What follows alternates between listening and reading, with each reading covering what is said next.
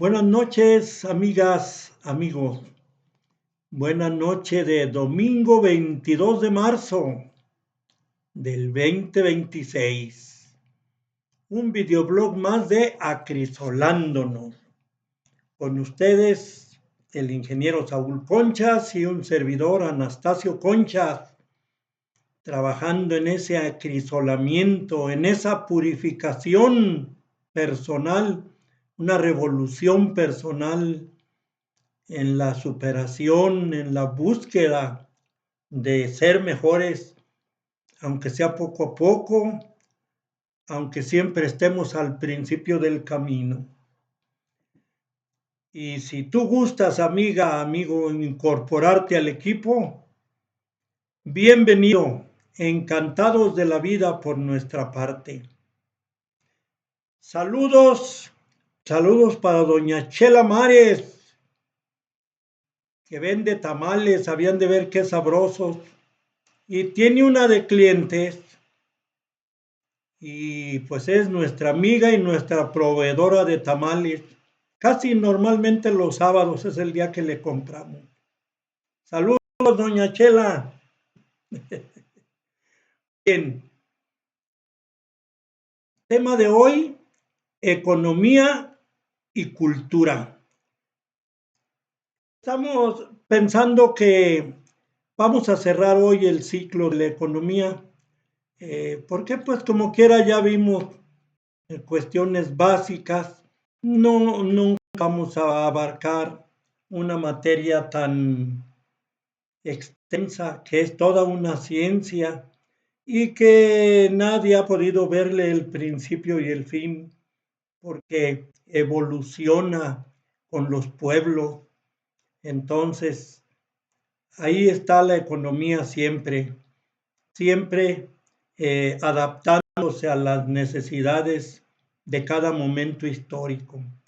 Bien, solamente queremos pues plantear alguna idea que tenemos, a ver qué les parece.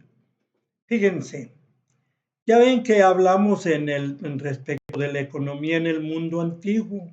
Hablamos de que los babilonios, asirios, fenicios, judíos, egipcios, hindús, chinos, pues todos esos países tuvieron un momento de gloria, vamos a decir, una época de gloria, una época donde fueron los países que marcaban el rumbo en su momento, en su región, sobre todo sobre países que no nunca se distinguieron mayormente, que siempre permanecieron en bajo nivel, de bajo perfil, y esos países dejaron huella, tuvieron escritura, tuvieron legislación.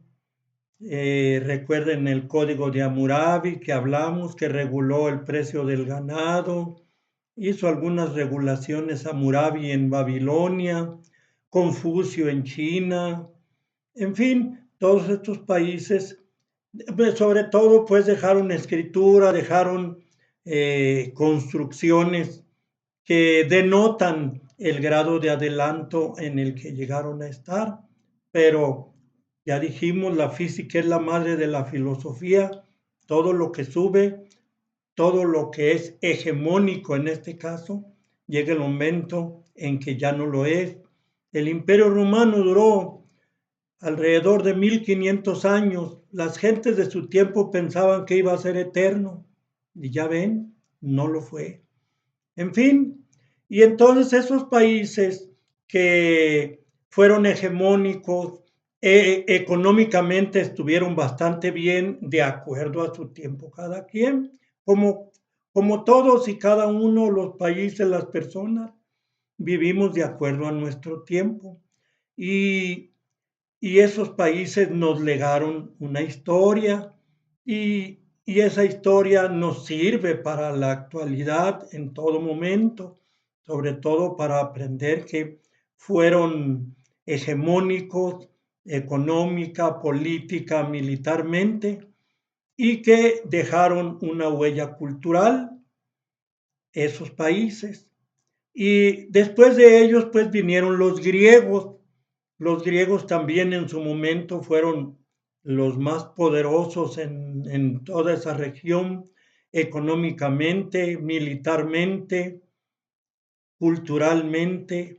Y entonces, eso, los griegos todos nos damos cuenta, el legado cultural que dejaron, merced a que en su momento eran el país pudiente, el país hegemónico del mundo conocido, pues, allá en Medio Oriente. Entonces se desarrollaron también culturalmente. Bueno, los griegos a tal grado que, para empezar, cuando fueron conquistados por los romanos, culturalmente al paso del tiempo, los romanos fueron conquistados culturalmente por los griegos, incorporaron hasta deidades a su panteón. Bueno, porque más o menos eso significa panteón, el lugar que se dirige hacia los dioses, que está encomendado a los dioses. Por eso se llaman panteones hoy en día, porque nuestros muertitos, y cuando nosotros estemos ahí, estaremos de vuelta ante el Creador. En fin, y Grecia pues nos legó un idioma tal, por medio básicamente, si ustedes quieren, del latín, que se que se helenizó, porque así se les dice también a los griegos, será por Helena, pero se helenizó y ahora pues prácticamente no hay idioma en Occidente que no esté fuertemente imbuido del latín.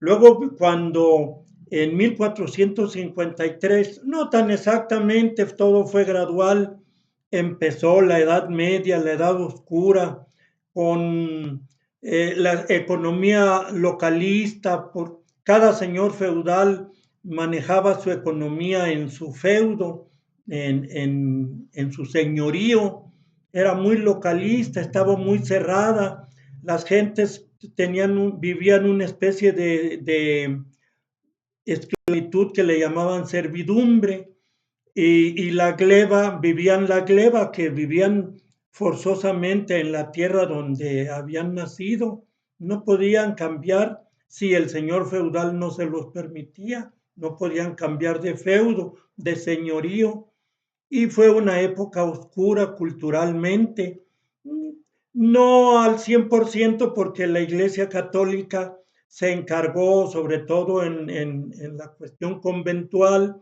de mantener una cierta cultura y hasta crear lo que le llaman la escolástica, que es una mezcla de los lineamientos cristianos, la doctrina cristiana, con la filosofía griega, básicamente la de Sócrates, Platón y Aristóteles, y aún otra más, la escolástica. Todavía hoy en día está vigente la escolástica en muchos planes y programas, incluso políticos. Aquí en México los hay. Bien, entonces vemos pues que en la Edad Media la economía se comprime, localista, y se comprime también la cultura. Ya para fines de la Edad Media, cuando empezaron los reyes a hacerse notar más en la economía de esos países que estaban en la Edad Media, sobre todo los europeos occidentales, Italia, Francia, Alemania, Inglaterra. Entonces empezó a abrirse la economía, empezó a abrirse el comercio internacional, se hizo más fuerte este comercio cuando empezó a llegar en grandes cantidades el oro y la plata de América principalmente, empezó a circular más moneda, más dinero, y los reyes cobraban más derechos, otorgaban exenciones, otorgaban permisos especiales a las compañías navieras o a quien quisiera ir a explotar algo en uno de los países, sobre todo de las Indias occidentales, que estaban bajo su feudo de esos países. Entonces los reyes empezaron a tener más fondos, pero se abrió la economía a nivel nacional, dejó de ser localista, se exacerbó el nacionalismo, hubo más libertades para los trabajadores, hubo más derecho de empresa, más libertad de empresa, se abrió la economía y la cultura de los países y dio lugar al, a la época que llamamos el Renacimiento. El Renacimiento no se refiere nada más a una revitalización de la vida económica, se refiere más al gran impulso que sufrió el mundo culturalmente con grandes pintores, grandes escritores, grandes escultores, sobre todo en Italia y Francia, esos países que vivieron en ese tiempo, a partir de ese tiempo, un boom económico y también experimentaron un boom cultural, sobre todo en las bellas artes, en la literatura también, en fin, Inglaterra, y de ahí se ha irradiado al mundo toda esta cultura, lo cual nos enseña que la economía va de la mano con la cultura, con la superación de las personas y los países, con la edificación, con su mejoramiento, la economía. Y cuando la economía se comprime, todo se comprime también. Por eso de ahí debemos aprender que hay que cuidar la cuestión económica, hay que capacitarnos, hay que trabajar duro, hay que cultivarnos para correr parejas nuestra economía con nuestra cultura. No permitamos que nuestra economía sufra al natural o inducidamente de reducción, de empobrecimiento, porque el empobrecimiento económico trae empobrecimiento en salud, en educación, en seguridad, y es lo que podemos y debemos evitar los ciudadanos. Recuérdenlo, la economía es la fuente también de la cultura, de la superación en un país. No que nos dediquemos nada más a eso, no. La economía bien llevada da ocio y el ocio quiere decir el tiempo que dedicas a tu superación personal, a tu elevación espiritual. No permitamos manipulación indebida de nuestra economía, porque de ahí depende que podamos elevarnos física y espiritualmente a partir de nuestro trabajo, nuestro estudio, nuestra capacitación.